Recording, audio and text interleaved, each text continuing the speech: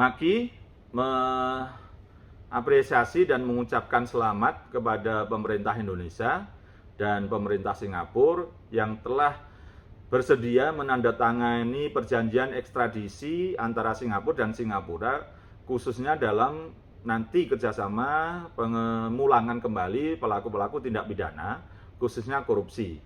Kita sudah cukup lama menantikan ini, dan saya yakin pemerintah Indonesia berjuang sangat keras sampai pada titik-titik tertentu. Mungkin ada deal-deal tertentu, tapi saya menganggap halal aja kalau ada deal tertentu pun.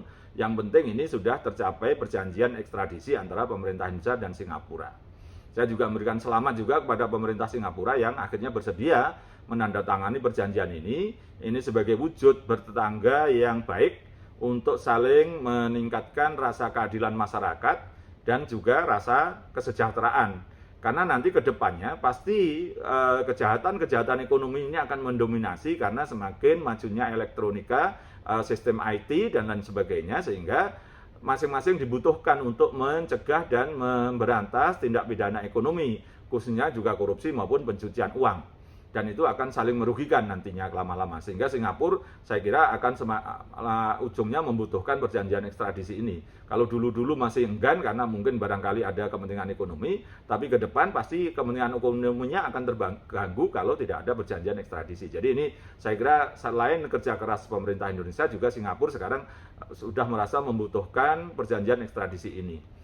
Berikutnya yang kedua adalah saya meminta perjanjian ekstradisi ini tidak hanya ada di atas kertas, tidak hanya hitam di atas putih yang kemudian tidak direalisasikan, tidak ada pelaksanaan.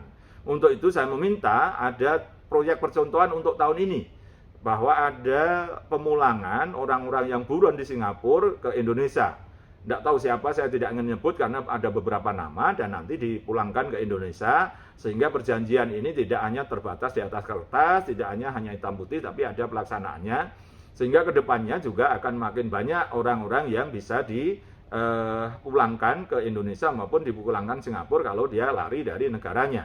Dan khususnya juga ke depan saya kira juga terorisme nanti juga saling membutuhkan juga ini. Jadi memang ke depan juga pasti banyak hal yang bisa dikomunikasikan, dikerjasamakan, termasuk juga narkoba. Jadi kejahatan extraordinary crime itu akhirnya membutuhkan ini.